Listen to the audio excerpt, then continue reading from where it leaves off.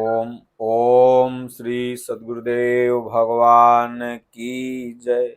ओम नमः पार्वती पतये हर हर महादेव। सज्जनों,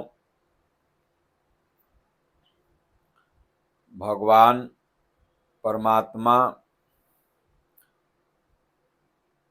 जहाँ हैं वहाँ ढूंढने पर जल्दी स्पष्ट होते हैं। सिर्फ मान लेने से कोई वस्तु आपको वहाँ पर नहीं मिल जाती। उसी तरह से भगवान है, वो जहाँ हैं वहाँ आप ढूंढेंगे तभी आपको उनका प्रत्यक्ष दर्शन होगा। तो उनका निवास स्थान कहाँ है? तो गोस्वामी जी ने हृदय बताया। गीता भी हृदय बताती है।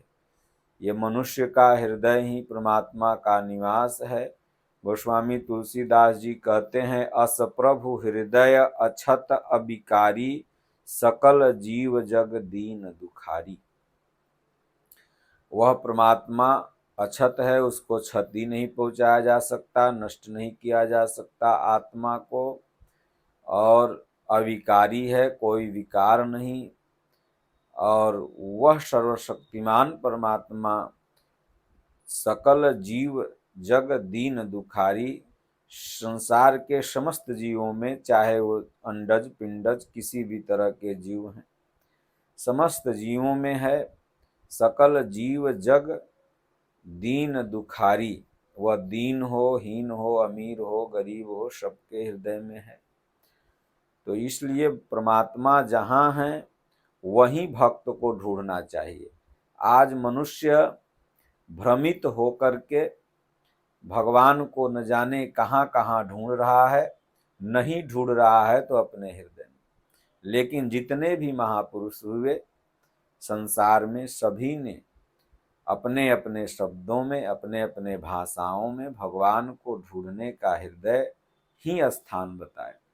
कबीर साहब ने गहरी चोट करते हुए कहा कि मोको कहाँ ढूंढे बंदे, मैं तो तेरे पास रे। ना मैं काशी, ना मैं काबा, ना मथुरा कैलाश रे। कह रहे हैं प्रभु कि मुझको कहाँ ढूंढ रहा है, मैं तो तुम्हारे पास। इसी को संतों ने कहा, कस्तूरी कुंडल बसे मृग ढूढ़े मन माहि, ऐसे घट घट राम है दुनिया देखत नाहि। तो जो वस्तु जहाँ है, आपकी मोबाइल अगर आपके दूसरे वाले घर पर छूट गई हो और आप अपने इस रूम में आके खोजते हो तो कैसे मिलेगी? जहाँ छूटी है वहीं खोजेंगे तभी तो मिलेगी। उसी तरह से भगवान जहाँ हैं वहाँ ही ढूंढना है।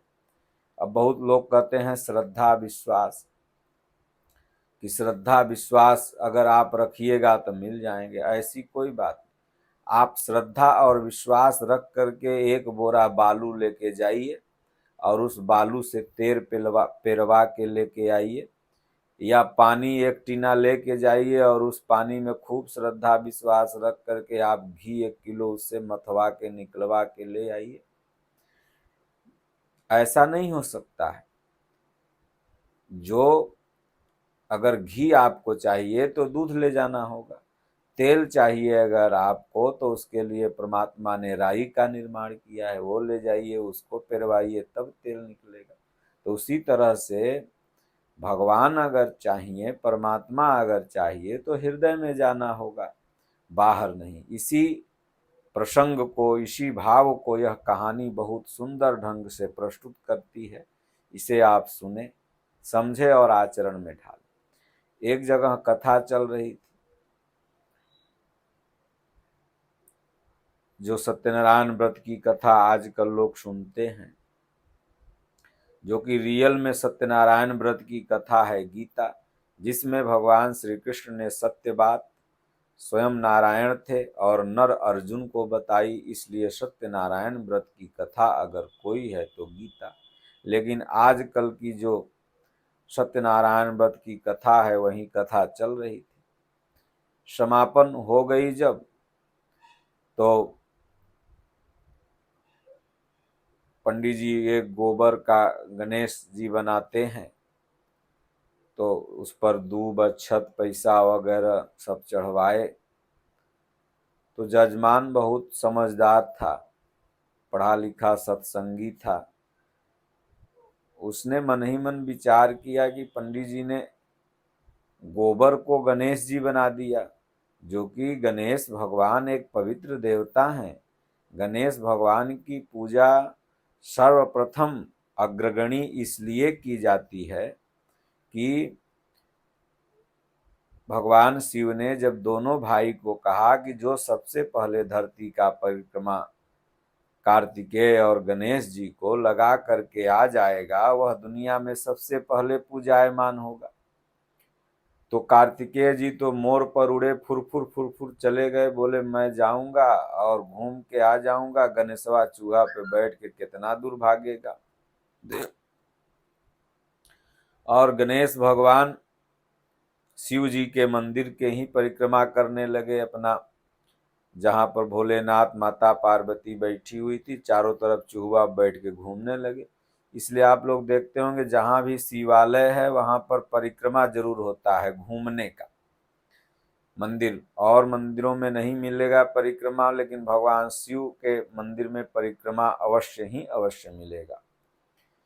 तो माता पार्वती शिव जी कहे गणेश, अरे तुम धरती का परिक्रमा करने नहीं गया? तो गणेश जी ने कहा प्रभु आप ही मेरे सब कुछ हो, त्वमेव माता च पिता त्वमेव, त्वमेव बंधु च सखा त्वमेव, त्वमेव विद्या द्रविड़म त्वमेव, त्वमेव सर्वम मम देव देव। जब आप सब कुछ मेरे बैठे हुए हैं तो हम कौन सी धरती की परिक्रमा लगाएं? भगवान शिव भोलेनाथ माता पार्वती बहुत खुश हुए, बोले जाओ, आज से तुम्हारी पूजा मेरे भी पूजा से पहले होगी, ऐसा मैं वरदान देता हूँ। तो वो जजमान सोचा इतने बड़े महान देवता को ये पंडित जी लोग गोबर बना दिए। हाँ, गोबर एक देसी फिनाइल है। गोबर का आध्यात्मिक महत्व तो कुछ भी नहीं है, लेकिन हाँ भौगोलिक महत्व मनुष्य के लिए उसका महत्व है। जैसे आज फिनाइल से आप लोग टाइल्स, पोछा, मार्बल इत्यादि मार देते हैं, तो उसी तरह पहले जमीन हुआ करता था, तो जमीन पर एक बाल्टी गोबर लेके माई लोग, पुरुष लोग, खलिहान हुआ, घर हुआ, अंगना हुआ, किचन हुआ, आज भी गांव देहात में लोग लीपते हैं, तो उससे चींटी, मक्खी, तमाम तरह के बैक्टीरिया वगैरह नहीं आते उस स्थान पर। इसलिए उसको हम लोगों ने अपने यूज में रखा। गाय का गोबर हो, देसी गाय का, तो देसी फिनाइल हो गया। यहाँ तक तो उपयुक्त है, यहाँ तक तो गोबर का सम्मान है।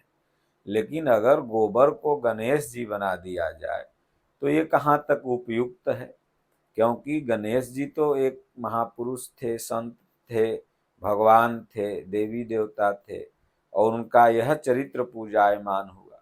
तो यह बात उस जजमान के दिमाग में खली नहीं, तो डायरेक्ट पंडित जी से क्वेश्चन न करके उनको उन्हीं के रूप में जवाब देना चाहा। जब कथा समाप्त हो गई तो पंडित जी ने कहा जजमान साहब अब कथा तो पूर्ण हो गई, दक्षिणा भी आपने दे दिया, बड़ी अच्छी कथा रही आपकी, अब जा रहा हूँ, थकान हो गई है, थोड़ा चाय अगर हो तो पिला दो। कहा ठीक है पंडित जी अभी रुकिए। गया, एगो कॉफी वाला बड़ा सा कप लिया, और गोबर तो आया हुआ था, गणेश जी बनाने के लिए ज़्यादा गोबर लोग ले आते हैं, थोड़ा सा बनता है बाकी रखल रहता है। वह गोबर अपना उसमें कप में घोरा, एक चम्मच चीनी, एक चम्मच चाय पत्ती डाला और लिया के पंडित जी के सामने रख दिया। बोला लीजिए सरकार पीजिए। पंडित जी बिगड़ गए, बोले बड़ा बेवकूफ हो, तुमसे हमने चाय मांगा और तुमने हमको लाके गोबर दे दिया, बड़े बेवकूफ हो, थोड़ा सा भी संस्कार नहीं है। बोले बेवकूफ नहीं है महाराज,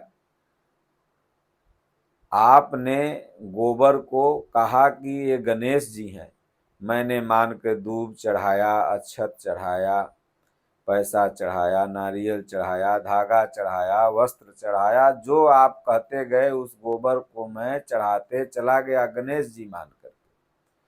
तो आपके कहने पर जब मैं उस गोबर को गणेश मान लिया, तो क्या आप मेरे कहने पर इस गोबर को चाय नहीं मान सकते?